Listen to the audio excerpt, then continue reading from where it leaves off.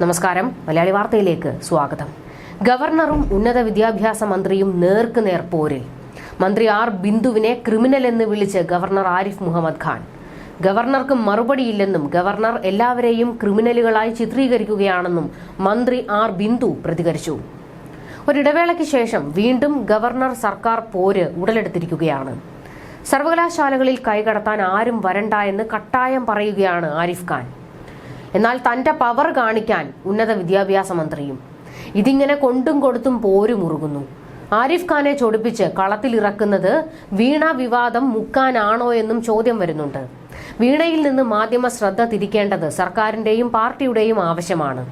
അതിനുള്ള വേലത്തരമാണോ ഇതെന്നും സംശയം ഉയർത്തുന്നുണ്ട് ചിലർ. ഏതായാലും ഇരുകൂട്ടരും വിട്ടുകൊടുക്കാൻ തയ്യാറല്ലെന്ന് ഉറപ്പായി കഴിഞ്ഞു. ഗവർണറിന്റെ ക്രിമിനൽ എന്ന പ്രയോഗം CPM-നെ ചൊടിപ്പിച്ചിരിക്കുകയാണ്. ഇനിയും ആരിഫ് ഖാനെ ഇങ്ങനെ വിടാൻ ഉദ്ദേശമില്ലെന്ന് പാർട്ടി പറയുന്നു. എന്നാൽ SFI ആകട്ടെ സമരം മതിയാക്കി പല വഴിക്ക് മുങ്ങിയിട്ടുണ്ട്. CRPF വന്നതോടെ പണ്ടത്തെ ആവേശമൊന്നും SFI കാണിക്കുന്നില്ല. ഇപ്പോഴും സർവകലാശാല വിഷയത്തിലാണ് ബിന്ദുവുമായി അടിപൊട്ടിയിരിക്കുന്നത്. പക്ഷേ SFIക്ക് അത്ര ചൂടില്ല. ഇനി സമരം കൊഴുപ്പിക്കാൻ പാർട്ടി സെക്രട്ടറി എന്തടവ് പുറത്തെടുക്കുമോ? വിദ്യാഭ്യാസ മന്ത്രി എന്ന് അവകാശപ്പെട്ട് സെനറ്റ് ഹാളിൽ നിയമവിരുദ്ധമായി കടന്നുവരാൻ ശ്രമമുണ്ടായെന്നും ക്രിമിനലുകളോട് പ്രതികരിക്കാനില്ലെന്നുമായിരുന്നു ഗവർണറുടെ പ്രതികരണം. ഗവർണർക്ക് മറുപടിയില്ലെന്നും ഗവർണർ എല്ലാവരെയും ക്രിമിനലുകളായി ചിത്രീകരിക്കുകയാണെന്നും മന്ത്രി ബിന്ദുവും മറുപടി കൊടുത്തു. ഗവർണർക്ക് പരാതി ഉണ്ടെങ്കിൽ കോടതിയിൽ പോകാമെന്നും മന്ത്രി മുന്നറിയിപ്പ് കൊടുത്തിട്ടുണ്ട്. വൈസ് ചാൻസലറെ തിരഞ്ഞെടുക്കാനുള്ള നിർണായക സമിതിയിലേക്ക് നോമിനിയെ നൽകേണ്ടെന്ന കേരള സർവകലാശാല സെനറ്റ് തീരുമാനം ഗവർണർ ആരിഫ് മുഹമ്മദ് ഖാൻ റദ്ദാക്കിയേക്കുമെന്നാണ് സൂചന. ഇത് സംബന്ധിച്ച് ഗവർണർ നിയമോപദേശം തേടിയിട്ടുണ്ട്. കേരള സർവകലാശാല VC ഗവർണറുമായി കൂടിക്കാഴ്ച നടത്തിയിട്ടുണ്ട്. സെനറ്റിലെ ഗവർണറുടെ 11 നോമിനികളും രാജ്ഭവനിലെത്തി. ഇതിനിടെ കേരള സർവകലാശാലയിൽ സ്ഥിരം വൈസ് ചാൻസലറെ തിരഞ്ഞെടുക്കാനുള്ള സെർച്ച് കമ്മിറ്റിയിലേക്ക് കേരള സർവകലാശാല പ്രതിനിധിയെ നൽകേണ്ടതില്ലെന്ന സെനറ്റ് തീരുമാനം ചാൻസലറായ ഗവർണർ ആരിഫ് മുഹമ്മദ് ഖാനെ കഴിഞ്ഞ ദിവസം രേഖാമൂലം അറിയിച്ചിരുന്നു.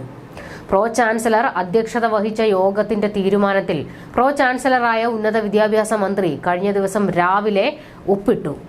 യോഗ തീരുമാനം സർവകലാശാല നിയോഗിച്ച ഉദ്യോഗസ്ഥർ ഉച്ചയോടെ രാജ്ഭവനിൽ എത്തിക്കുകയും ചെയ്തിരുന്നു. ഇമെയിലായും യോഗ തീരുമാനം ചാൻസലറെ അറിയിച്ചിട്ടുണ്ട്. ഗവർണർ സർക്കാർ പോരിന് പുതിയ ഇന്ധനമായി കേരള സെനറ്റ് യോഗത്തിലെ നാടകീയ സംഭവങ്ങൾ മാറുകയാണ്.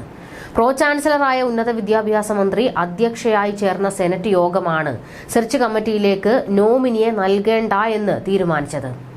മന്ത്രി അധ്യക്ഷയായത് ചട്ടവിരുദ്ധമാണെന്ന് 2ാം ദിവസവും ചാൻസലർ പരസ്യമായി വ്യക്തമാക്കുകയാണ്.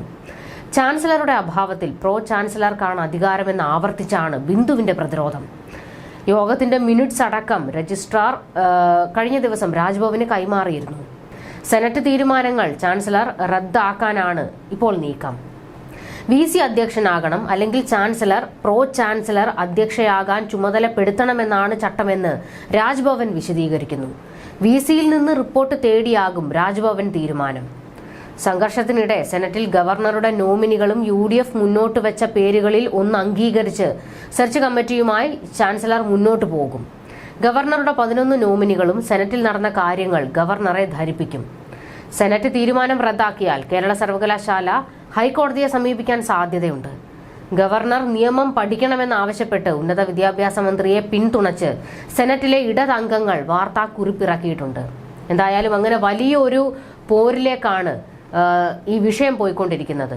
ആർ ബിന്ദുവിന്റെ കടന്നുവരവും തുടർന്നുണ്ടായ വിവാദങ്ങളും ഒക്കെ തനിക്ക് നേരെയുള്ള വേട്ടയാടലെന്നാണ് ഗവർണർ പറയുന്നത്. എന്നാൽ ഗവർണർ ആകട്ടെ സർവകലാശാലകളിൽ CPM-ന്റെ കൈകടത്തൽ അനുവദിക്കാൻ തയ്യാറുമല്ല.